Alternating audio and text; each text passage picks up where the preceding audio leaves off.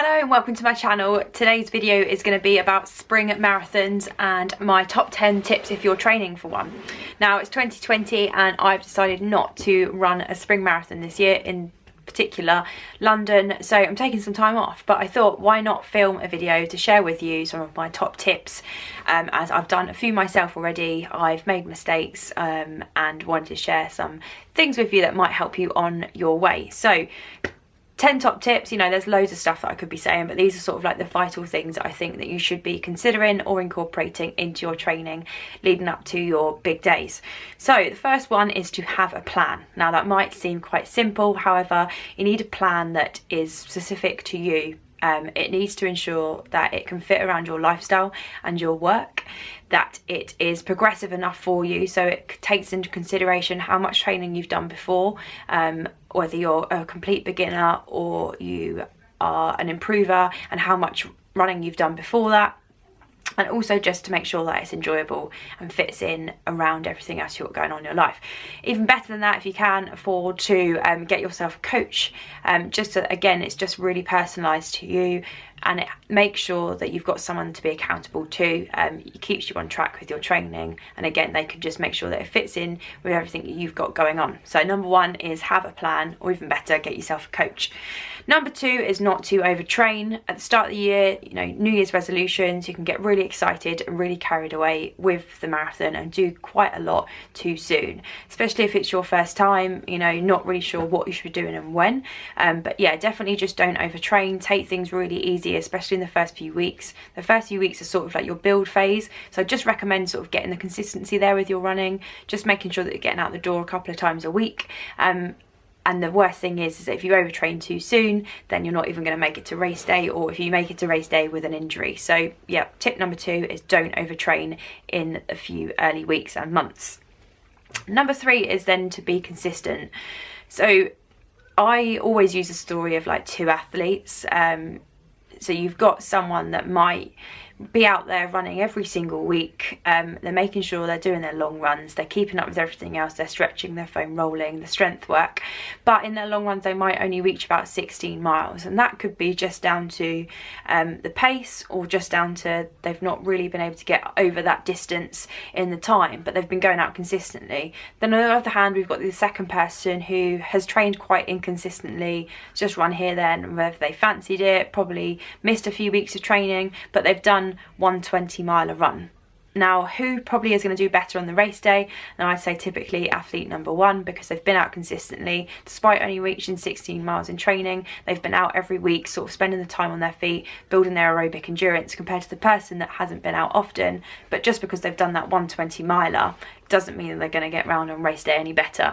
So definitely top tip number three is to just be consistent with your training. Next, we then go on to point number four, and that's to include some strength work into your routine. This is just a really important part of training, and also as well with the strength work is also to focus on the weaker areas that you might have, because it's easy to say, right, okay, just do some squats and lunges, but you really need to be specific on the areas that you target. So I would recommend going to see a physio. They can do an assessment and just find out where you might be weaker, or again a personal trainer, and they can have a look and see where you might need to, areas you need to work on. Some people might need to work on their balance, some people might have weak glutes, some people might not have a lot of strength in their hamstrings or their quads. So just you need to know like what strength work to do and what areas you need to target on. But for most runners, I would say focusing on the glutes especially, and the quads, hamstrings and the calves. That's obviously the whole leg, but just specifically maybe the glutes to start off with. They're sort of like the powerhouse of running. So make sure, number four, include some strength training in your routine. Point number five is to have a regular sports massage. I like to have a massage every 3 to 5 weeks, just to keep things ticking over, making sure that there's no sort of tightness in any sort of areas, and it helps me. I just call it an MOT. Number six is to make sure that you invest in the right pair of trainers. Now, there's a lot of great marketing out there to try and get you to run in a particular style of shoe. However, you need to make sure that it fits in with your gait and obviously how you run. So I'd recommend going to somewhere, place in Milton Keynes that's great, up and running. They try you in a few different pairs of trainers, they pop you on the treadmill and they look at your gait, and the people in there are trained very well. So making sure you've got the right pair of trainers is essential, because if you don't have the right pair of trainers, it's going to flag up any weaknesses, and that's when injuries occur. So just make sure that just because all those certain particular trainers look pretty or they've been advertised as a fast shoe, don't just buy them. Make sure you find some shoes that are right for you, right for your style. And obviously running a long distance events, you need something which is a bit more comfortable and stable, rather than sort of like a racing flat, which might not be as supportive. So definitely make sure you get the right shoes. Number 7 is to find yourself a running club, or just grab some friends. So if you don't want to join a running club, that can be a bit daunting to someone, just find some friends and just ask them to go out running with you, part of your long runs. Ask them if they can come out on the bike with you, just to have some company. It's just going to help you get through those long runs. Now, if you have got access to a running club, I would recommend go and do it. It's one of the best things that I ever did, and I just met so many new people that were actually a lot more friendly and welcoming than what I thought, and I couldn't sort of recommend it anymore, just because you have people to talk to, other people to ask advice from, and it just makes everything seem easier along the training process. Okay, so top tip number 8 is to include some races into your training. Now, some people this is natural to do anyway, but I couldn't recommend, especially if it's your first marathon, including some races into your training plan, just because you want to understand what it's like to run with other people. If you do a lot of your training runs solo, then actually running in a big crowd can be quite a big difference to you. I remember talking to my uncle once, and he was chatting, we've both done the London Marathon, and he was talking to a young lad at work, and they said that they hadn't done any races leading up to London, and he then said, right, just make sure you go and do one, at least one, just before, just because otherwise you'll be really shocked, especially with how busy these big marathons are. You won't know what to expect. I think it's a really good way to sort of just sort of get yourself used to a big race day, in terms of like sorting your kit out the night before, eating sort of like a pre-race dinner, getting your like sleep into a routine, practicing your pre-race breakfast, and again, you know, practicing gels, practicing being around people, and then also you get that added bit of bling at the end. So not only one is it a great way just to sort of understand what it's like to run with other people if you've not done that before, but you get, it's a great incentive, you get a medal, but also can be good to do some speed work or just to sort of benchmark your fitness and see where you're at. So definitely include some races into your training plan. Number 9, we're delving a bit into sort of deeper depths now, so is start to look at your nutrition. Now, some people might not need to do so, but some people, I definitely had to look into my nutrition when I first started sort of training for a marathon. Now, obviously, you need to ensure that you're getting enough carbohydrates into your diet, because carbohydrates turn into glycogen. Glycogen is the energy that our body uses for long distance, just energy in general, which is obviously perfect for long distance events such as marathons.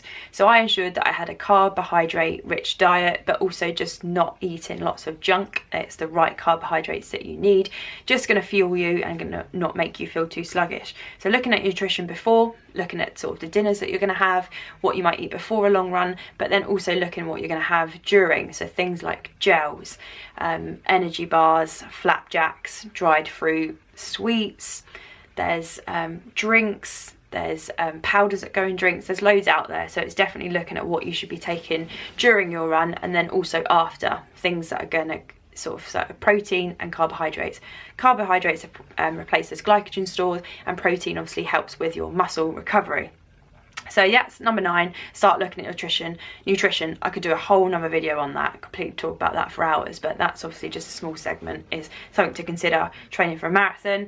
And number 10, the biggest factor of them all, is just to try and enjoy the process, because it takes up a lot of time, commitment, dedication, effort, physical energy, mental energy. It takes over your life essentially, so you just need to make sure that you do enjoy it at the same time, because all of this training, a lot of people will train for sort of 3-4 months just for one half of a day essentially.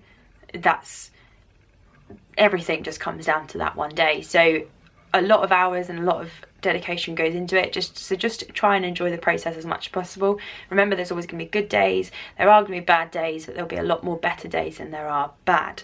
So yeah, just enjoy it, is a hard time of year, especially during the spring. You're training through the cold, the wet, the windy, the snow sometimes, but hopefully on race day it's a nice mild temperature, not too cold and not too hot. But yeah, just enjoy it and have fun and just make it the best experience that you can. So yeah, 10 top tips for running your spring events. I'll quickly go through them again. Is having a plan, don't overtrain, be consistent, include some strength work, but the right strength work, have some regular sports massage, get the right trainers, find a running club or grab some friends to help you out with the training, include some races, look at your nutrition and enjoy the process. So yeah, 10 top tips. Good luck for anyone that's training for a spring event. Comment below if you are and let me know what you're doing, and also anything else that you'd like to know. I'm happy to put some more videos together because I'm not running a marathon myself this year, so I can't document my training, but would love to help you out on your journey too. So thank you very much and look forward to catching you all in the next video.